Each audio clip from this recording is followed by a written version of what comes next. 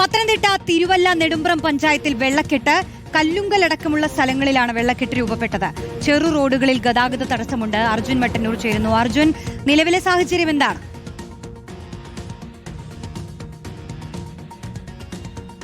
റോഷ്നി, ഇന്ന് പുലർച്ചയോടുകൂടിയാണ് ഈ ചെങ്ങന്നൂർ, തിരുവല്ല അടക്കമുള്ള അപ്പർ കുട്ടനാടിന്റെ പല ഭാഗങ്ങളിലും വെള്ളം കയറി തുടങ്ങിയത്. പ്രത്യേകിച്ച് ഈ കിഴക്കൻ മേഖലയിൽ നിന്നുള്ള വെള്ളം എത്തിയതോടുകൂടിയാണ് ഇവിടെയുള്ള താഴ്ന്ന പ്രദേശങ്ങൾ ഇത്തരത്തിൽ വെള്ളക്കെട്ട് രൂക്ഷമായത്. കഴിഞ്ഞ 2018 മഹാപ്രളയം ഉണ്ടായിരുന്ന കാലത്ത് വലിയ നാശനഷ്ടങ്ങൾ ഉണ്ടായിരുന്ന ഒരു മേഖലയാണ്. ഞാനിപ്പോൾ നിൽക്കുന്നത് തിരുവല്ലക്കടുത്തുള്ള നെടുമ്പ്രം പഞ്ചായത്തിലെ കല്ലുങ്കൽ എന്ന് പറയുന്ന സ്ഥലത്താണ്. ഇവിടെ ഇന്നലെ മുതൽ മണിമലയാറിനോട് ചേർന്നുള്ള പ്രദേശമാണ്. സ്വാഭാവികമായും ഇപ്പോൾ തന്നെ വെള്ളക്കെട്ട് രൂക്ഷമായിട്ടുണ്ട്. മാത്രമല്ല, താഴ്ന്ന പ്രദേശങ്ങളിൽ നിന്നുള്ള ചിലരെയൊക്കെ തന്നെ മാറ്റിപ്പാർപ്പിച്ചിട്ടുണ്ട്. അത്തരത്തിൽ ചില താഴ്ന്ന പ്രദേശങ്ങൾ, ചില വീടുകളടക്കം വെള്ളത്തിനടിയിലായിട്ടുമുണ്ട്. എന്തായാലും ചേച്ചി, എപ്പോഴാണ് വെള്ളം കയറി തുടങ്ങി? ഇന്നലേക്ക് ഇത്ര വെള്ളം ഉണ്ടായിരുന്നു?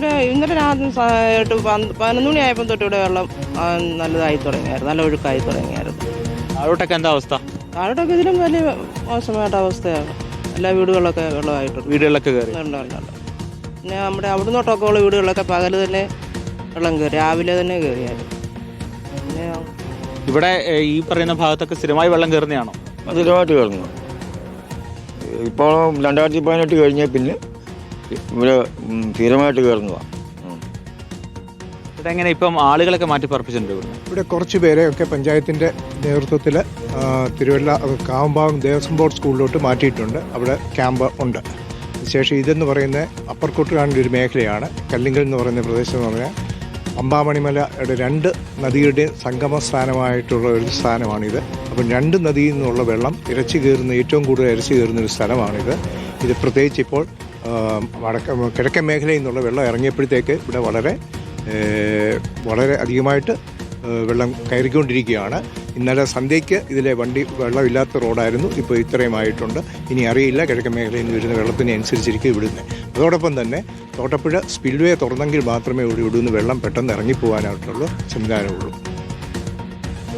റോഷ്നി, അതാണ് ഈ കാണുന്ന കടകളൊക്കെ തന്നെ, ഈ കടകളുടെയൊക്കെ ഉള്ളിലേക്ക് ഭാഗ്യത്തിന് വെള്ളം കയറിയില്ല എന്ന് പറയാം. പക്ഷേ ഈ ഭാഗത്തൊക്കെ തന്നെ സാധാരണ വെള്ളം കയറാൻ സാധ്യതയുള്ളൊരു മേഖലയാണ്. പ്രത്യേകിച്ച് 2018 ഈ കാണുന്ന കെട്ടിടത്തിന്റെ ഏതാണ്ട് 1-ാം നില പൂർണ്ണമായും വെള്ളത്തിനടിയിലാകുന്ന ഒരു സാഹചര്യം ഉണ്ടായിരുന്നു. അന്നൊക്കെ തന്നെ ക്യാമ്പായി പ്രവർത്തിച്ചിരുന്നത് ഇതിന്റെ മുകൾ നിലയിലാണ്. സ്വാഭാവികമായും താഴത്തെ നില പൂർണ്ണമായും വെള്ളത്തിനടിയിലായിരുന്ന ഒരു സാഹചര്യം ഉണ്ടായിരുന്നു. പക്ഷേ ഇത്തവണ അത്ര വലിയ ആശങ്കകളൊന്നുമില്ല. എന്തായാലും ഈ റാന്നി അടക്കമുള്ള മേഖലകളിൽ നിന്ന് കിഴക്കൻ മേഖലകളിൽ മഴ ശക്തമാകുമ്പോൾ അവിടെ നിന്ന് വരുന്ന വെള്ളമാണ് ഈ അപ്പർ കുട്ടനാട്ടിൽ ആദ്യം എത്തുന്നത്. അതിനുശേഷമായിരിക്കും ലോവർ കുട്ടനാട് അടക്കമുള്ള മേഖലകളിലേക്കും ഇത്തരത്തിൽ വെള്ളക്കെട്ട് ഉണ്ടാകുന്ന ഒരു സാഹചര്യം ഉണ്ടാവുക. എന്തായാലും ഈ കാണുന്ന ഭാഗം, അതായത് കല്ലുങ്കൽ അഴകശ്ശേരി റോഡാണ്. ഈ റോഡിന്റെ താഴ്ഭാഗത്തൊക്കെ തന്നെ വലിയ തോതിൽ വെള്ളക്കെട്ടുണ്ട്. പ്രത്യേകിച്ച് പല വീടുകളിലും വെള്ളം കയറിയിട്ടുണ്ട്. അവിടെയുള്ള ആളുകളെ, ചില വീടുകളിൽ നിന്നുള്ള ആളുകളെയൊക്കെ തന്നെ ക്യാമ്പുകളിലേക്കും മറ്റും മാറ്റിയിട്ടുണ്ട്. അതേസമയം ചിലർ ഇത്തരത്തിൽ വീടുകളുടെ 1-ാം നിലയിലും മറ്റും കഴിയുന്നൊരു സാഹചര്യമുണ്ട്. പക്ഷേ വലിയ ആശങ്ക ഇപ്പോൾ നാട്ടുകാർക്കില്ല എന്ന് തന്നെയാണ് അവർ പറയുന്നത്. പക്ഷേ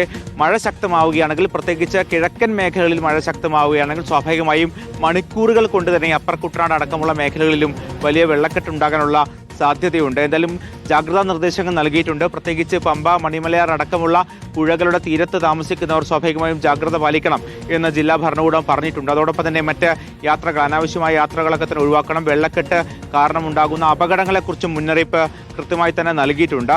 എന്തായാലും ഇപ്പോൾ അപ്പർ കുട്ടനാട്ടിൽ താഴ്ന്ന പ്രദേശങ്ങൾ വെള്ളത്തിനടിയിലാണ്. അതോടൊപ്പം തന്നെ ചെറു റോഡുകളിൽ ഗതാഗത തടസ്സമുണ്ട്.